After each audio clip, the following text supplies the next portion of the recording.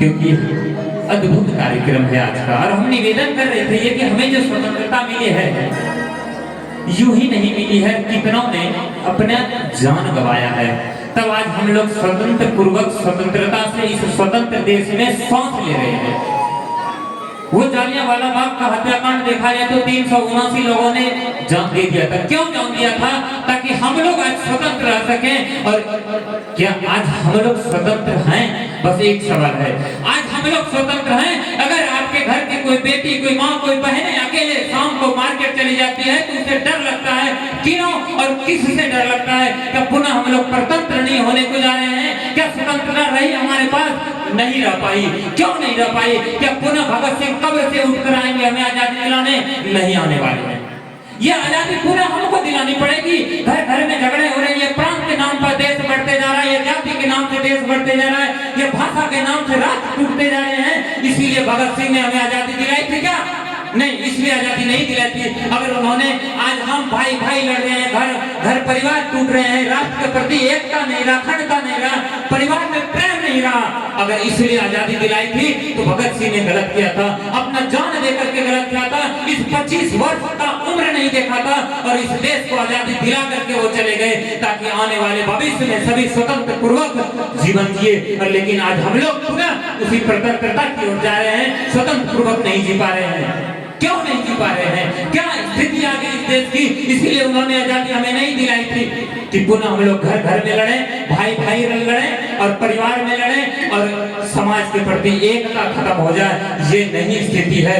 यह स्थिति क्यों आ चुकी है और ये स्थिति यह कैसे ठीक हो सकती है? यह स्थिति ठीक कैसे हो सकती है? और इस स्थिति को ठीक बस एक ही उद्देश्य है करने का और एक ही है, वो युवा कर सकता है। इसीलिए इस देश को युवाओं का देश कहा गया, इसीलिए इस देश को युवाओं का देश कहा गया। और इसको ठीक कर सकता है सिर्फ इस भारत देश का ये युवा, इस देश का सिर्फ ये युवा कर सकता है। जो कहते हैं ना, जब इस देश की मिट्टी अर्पित होती है तो अवतारों को जन्म देती है। जब इस देश की मिट्टी अर्पित होती है तो अवतारों को जन्म देती है। जब इस देश की मिट्टी तपती है तो तपस्वी को जन्म देती है।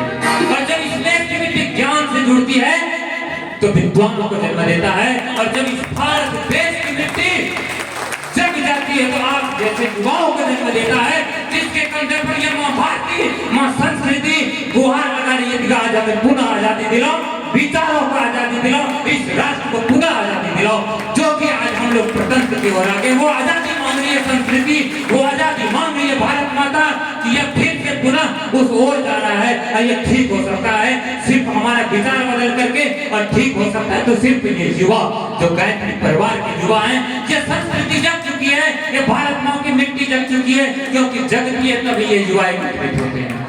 ऐसे युवा नहीं है, ये गिने चुने युवा हैं। ये बांका जिला भर में सिर्फ इतना ही युवा नहीं है। भारत को आजादी दिलाने के लिए भारत में अनेकों लोग थे, लेकिन सिर्फ गिने चुने गए थे। क्यों? उन्होंने भारत की माना, भारती ने माँ भारती ने उन्हें जन्म दिया था कि जा बेटा आजादी दिला करके आओ। युवा, युवा अर्थात प्रवाह, युवा अर्थात संघर्ष, युवा अर्थात त्याग, युवा अर्थात बलिदान, युवा अर्थात जोश। जिसमें जोश के साथ साथ होश हो वह युवा है। जिसमें कुछ करने के लिए बलिदान की क्षमता हो वो युवा है। और जिसमें त्याग हो वह युवा है। और यदि आप में त्याग नहीं है तो आप युवा नहीं है। आप में बलिदान की क्षमता नहीं है तो आप युवा नहीं है। और ये युवाओं का कार्यक्रम है। अर्थात आपके साथ होश हो, आपके साथ जोश हो, आपके साथ तपस्या हो, आपके साथ प्रखरता हो, आपके साथ तप हो, तब आप युवा हैं। जिसमें बलिदान की क्षमता है वो युवा है। वो 50 के हो या 25 के हो या 80 वर्ष के हो या 100 वर्ष के हो, उससे फर्क नहीं पड़ता है। हमारी भारतीय संस्कृति कहती है यदि किसी का 25 वर्ष है तो वो युवा नहीं, जिसके साथ साथ होश हो वो युवा है। जिसके साथ साथ बलिदान की क्षमता हो वो युवा है। जो भारतीय संस्कृति का काम करता हो जो युवा है, जो इस राष्ट्र को जगाने का, जो इस राष्ट्र को ऊपर उठाने का काम करता वो युवा है। और जिसका यदि आधार कार्ड में 25 वर्ष है और यदि कुछ काम नहीं करता वो युवा नहीं है, वो बूढ़े की गिनती में आते हैं।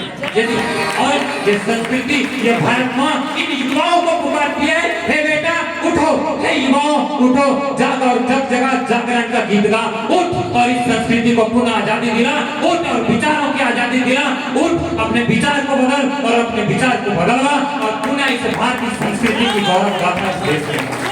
ये संस्कृति हमारा राष्ट्र है हमारा, ये छोटा मोटा राष्ट्र नहीं है, तभी भारत माँ को भारत माता के नाम से जाना जाता है। ये ऐसे देश है, ये ऐसा राष्ट्र है, और इस राष्ट्र में हमारा जन्म हुआ है, इतनी गौरव की बात है। ऐसा साधारण जन्म नहीं हुआ है हमारा, जो ही हम नहीं है इस देश में, जो ही हम नहीं आए हैं कुछ करने के लिए आए हैं। अरे सब रोटी कपड़ा मकान करके चले जाते हैं। जो कुछ करता है, जो औरों के हित में जो जीता है, औरों के हित में जो मरता है, उसके हर आंसू रामायण प्रत्येक कर में ही जीता है, प्रत्येक कर में जीता है। वही जीता है, वही कुरान है जो औरों के हित जीता है, अपने हित से सब कोई जीता है। समाज के लिए कुछ करके दिखाइए, राष्ट्र के लिए कुछ करके दिखाइए, इस देश के लिए कुछ करके दिखाइए, तभी आपका जीवन सफल हो सकता है। अन्यथा भेड़ बकरी की तरह सब जीवन यापन करते हैं और चले जाते हैं। ऐसे नहीं है हम लोग, यूं ही नहीं आए हैं इस संस्कृति में, यूं ही नहीं आए इस भारतवर्ष।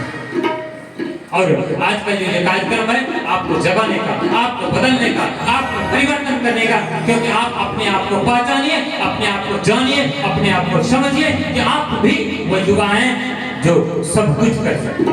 ऐसी संस्कृति में हमारा। तो आइए आज का कार्यक्रम यहाँ से हम आगे बढ़ाएं, आगे की ओर चलें, और आगे जो यहाँ से कार्यक्रम है वो कार्यक्रम है नाटक,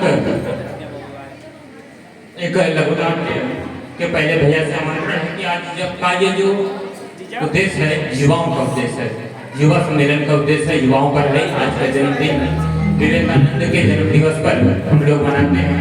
तो एक अगर हम देश के काम नहीं आए तो धरा क्या कहेगी, गगन क्या कहेगा। इस ये संगीत के बाद संस्कार का महत्व पर एक छोटी सी लघु नाट्य है। आइए भैया से संगीत सुने।